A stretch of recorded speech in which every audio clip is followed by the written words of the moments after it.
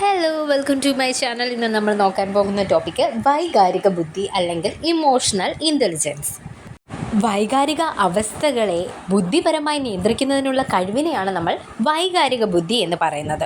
ബഹുമുഖ ബുദ്ധിയെക്കുറിച്ച് നമ്മൾ പറഞ്ഞപ്പോൾ നമ്മൾ ഒരാളെക്കുറിച്ച് പറഞ്ഞിരുന്നു. ആരായിരുന്നു? ഹൊവാർഡ് ഗാർഡ്നർ ഇല്ലേ? അദ്ദേഹം എന്തായിരുന്നു പറഞ്ഞിരുന്നത്?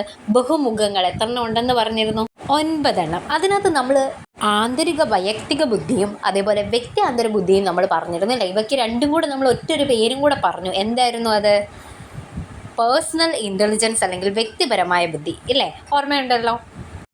നമ്മുടെ ഈ ഹൊവാർഡ് ഗാർഡ്നറുടെ അഭിപ്രായത്തിൽ ആന്തരിക വൈയക്തിക ബുദ്ധിയും വ്യക്തിയാന്തര ബുദ്ധിയും ആണ് ഒരാളുടെ ജീവിത വിജയത്തിൻ്റെ കാര്യമായി സഹായിക്കുന്നതെന്ന് നമ്മൾ മെൻഷൻ ചെയ്തിരുന്നു മുമ്പത്തെ വീഡിയോയിൽ. ഇവ രണ്ടിനെയും കൂടെ നമ്മൾ ചേർത്ത് പറയുന്ന പേരാണ് എന്ത്? പേഴ്സണൽ ഇൻ്റലിജൻസ് അല്ലെങ്കിൽ വ്യക്തിപരമായ ബുദ്ധി എന്ന്. അതായത് വ്യക്തിക്ക് തന്നെക്കുറിച്ചുള്ള കൃത്യമായ അവബോധത്തെ നമ്മൾ എന്ത് പറയുന്നു? ആന്തരിക വൈയക്തിക ബുദ്ധി എന്ന് പറയുകയാണെങ്കിൽ, വ്യക്തിക്ക് മറ്റുള്ളവരെ മനസ്സിലാക്കാനുള്ള കഴിവിനെയാണ് നമ്മൾ എന്ത് പറയുന്നത്? വ്യക്തിയാന്തര ബുദ്ധി എന്ന് പറയുന്നത്. ഹൊവാർഡ് ഗാർഡ്നറുടെ കണ്ടെത്തലുകളെ അടിസ്ഥാനമാക്കിയിട്ടാണ് വൈകാരിക ബുദ്ധി എന്ന ആശയം മുന്നോട്ട് വെച്ചത്. ആരാണ് ഈ ആശയം മുന്നോട്ട് വെച്ചത്? അത് ഹൊവാർഡ് ഗാർഡ്നർ അല്ല, മറ്റു 2 പേരാണ്. ആരൊക്കെയാണ്? ഒന്ന് പീറ്റർ സലോവെയും ജേൻ മേയറുമാണ്. അപ്പോൾ ഇത് രണ്ടും നിങ്ങൾ ഓർത്ത് വയ്ക്കുക. ആരൊക്കെയാണ്? Peter സലോവെയും Jane മേയറുമാണ്. വൈകാരിക ബുദ്ധി എന്ന ആശയത്തിന് വിപുലമായ പ്രചാരവും സ്വീകാര്യതയും ലഭിച്ചത് പക്ഷേ ഇവരുടെ ഇതിലൂടെയല്ല. പിന്നെ ആരുടെയാണ്? Daniel Goleman. അദ്ദേഹത്തിൻ്റെ ഒരു പുസ്തകത്തിലൂടെയാണ്. എന്താണ് അദ്ദേഹത്തിൻ്റെ പുസ്തകത്തിൻ്റെ പേര്?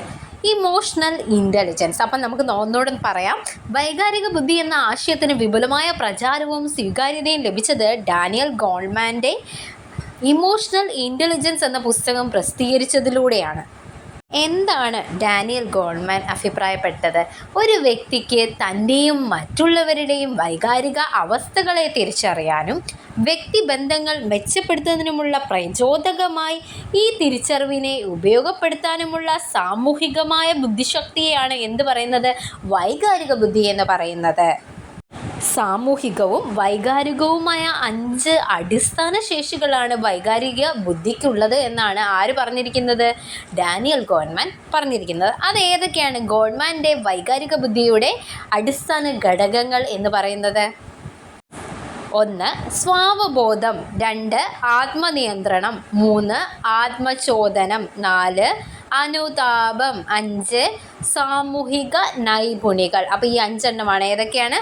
സ്വാവബോധം, ആത്മനിയന്ത്രണം, ആത്മചോദനം, അനുതാപം, സാമൂഹിക നൈപുണികൾ. ഈ 5 എണ്ണം നോട്ട് ചെയ്ത് വെക്കുക.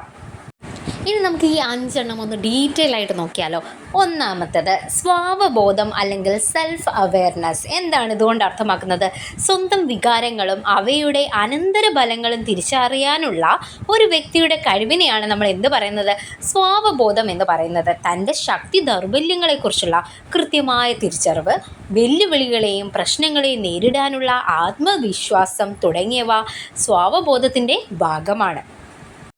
2 ആത്മനിയന്ത്രണം അല്ലെങ്കിൽ സെൽഫ് റെഗുലേഷൻ. തെറ്റായ വികാരങ്ങളെ തിരിച്ചറിയാനും നിയന്ത്രിക്കാനുമുള്ള കഴിവാണ് എന്ത്? ആത്മനിയന്ത്രണം എന്ന് പറയുന്നത്.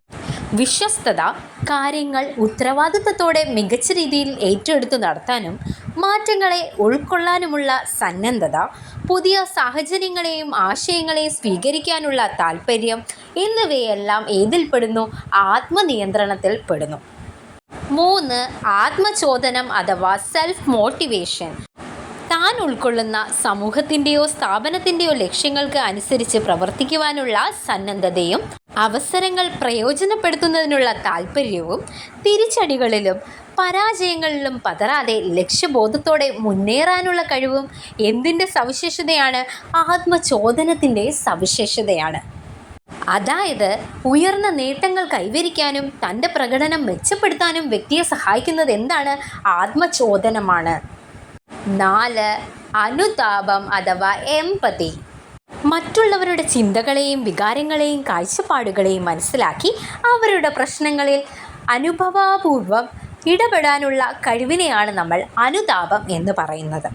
ചുരുക്കി പറഞ്ഞാൽ മറ്റുള്ളവരുടെ ആവശ്യങ്ങൾ കണ്ടറിഞ്ഞ് പ്രവർത്തിക്കുന്നതിനും അവരുടെ കഴിവുകൾ വികസിപ്പിക്കുന്നതിനാവശ്യമായ കാര്യങ്ങൾ ഒരുക്കി കൊടുക്കുന്നതിനുള്ള ഒരു സന്നദ്ധതയാണ് അനുതാപം എന്ന് പറയുന്നത്. അതായത് മറ്റുള്ളവർക്ക് വേണ്ടി പ്രവർത്തിക്കാനുള്ള ഒരു താല്പര്യം. ഇതുവഴി സമൂഹത്തിൻ്റെ പൊതുവായ വൈകാരിക അവസ്ഥ അല്ലെങ്കിൽ നിലപാട് തുടങ്ങിയ കാര്യങ്ങൾ മനസ്സിലാക്കാനുള്ള കഴിവ് നമ്മളിൽ ഉണ്ടാകുന്നു. സാമൂഹിക ബന്ധങ്ങൾ ഫലപ്രദമായി ഉപയോഗപ്പെടുത്താനുള്ള കഴിവും ഇതിൽ ഉൾച്ചേർന്നിരിക്കുന്നതാണ്. 5.